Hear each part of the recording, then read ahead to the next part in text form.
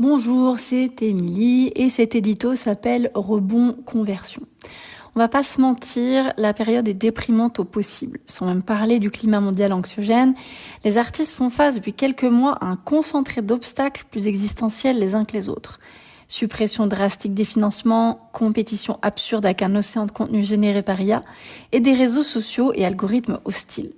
Parce que sans argent, sans visibilité et sans personnes humaines en face, difficile d'en vouloir à qui que ce soit de baisser les bras et retourner se coucher en attendant la fin du monde. Mais sommes-nous vraiment sans alternative ? N'y a-t-il définitivement plus rien à faire lorsqu'on ne fait pas déjà partie des happy few qui arrivent encore à tourner et figurer dans les tops ? Je ne crois pas et je vais vous dire pourquoi. Nous nous sabotons à grande échelle à cause d'un travers collectif inconscient.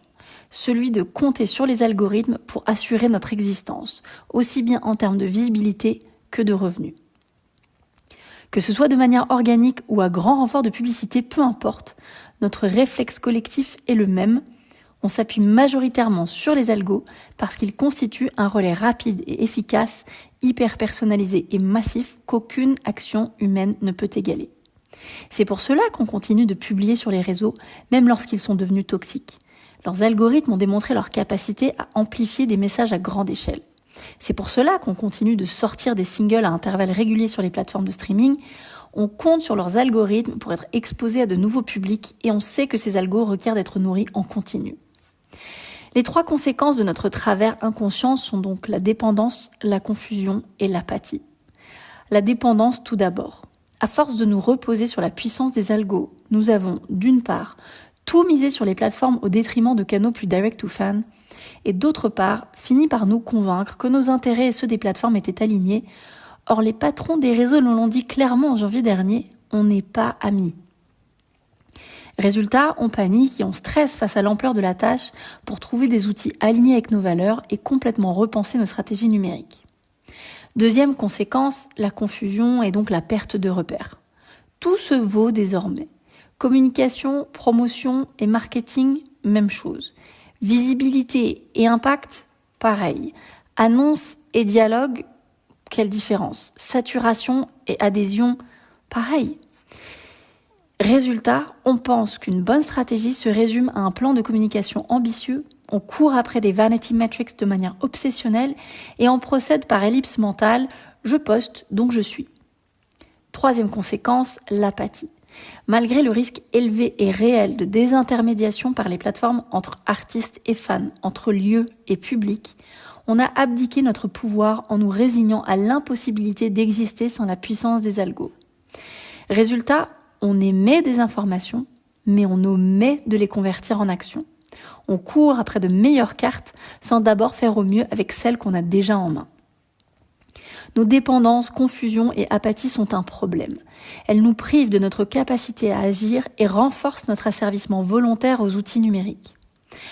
Or, tout l'intérêt de ces outils est qu'ils nous servent, pas à l'inverse.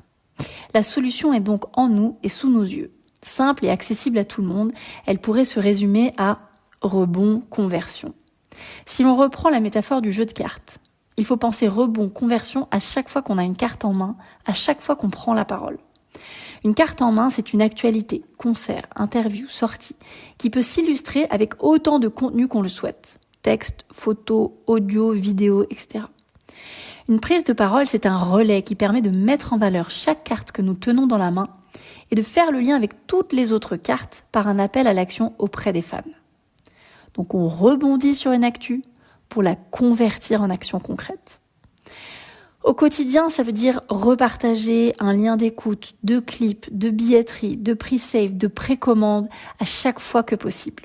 À l'occasion d'une retombée promo, d'un jour de sortie, d'une annonce de concert, d'un rappel de tout ça.